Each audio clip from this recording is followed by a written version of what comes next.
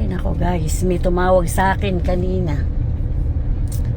Andun daw po yung e-bike ni Lolo B sa Medike, nakapark. Baka daw po nakikipag-inuman.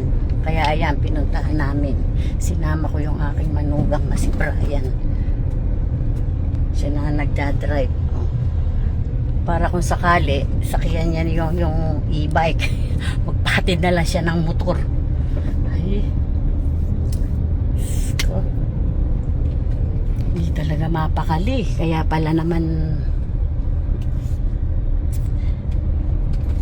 may nagbigay po sa kanya ng ng pambili ng isang Alfonso, binigay ko po kanina.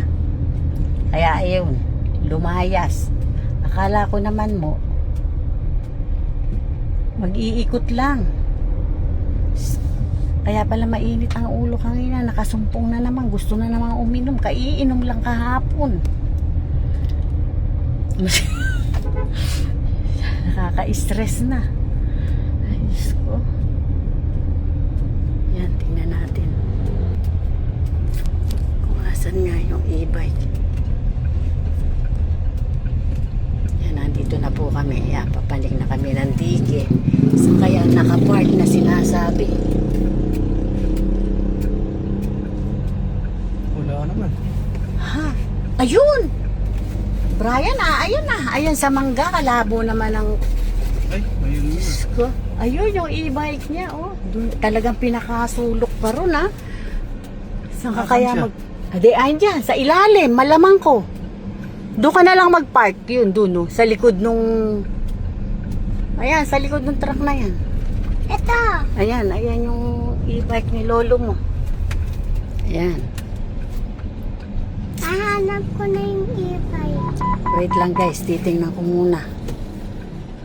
Yun. Ayan. Yun Tingnan na. mo. Yun na, oh. Ayun. Huwag na tayong bumaba po. Diyos ko. Ano ba yan? Yung papa mo na lang. Karami po ng sasakyan. Ayan po yung kanyang oh. Ayan, oh. Talagang ipinakagilid pa ron sa... Mami, nag-park. Ayan po, oh. Lolo. Tapos doon po yung... Ayun, yung bahay po na yon. Ayan, yun. Dito. Doon po sa ilalim nun, doon po siya umiinom.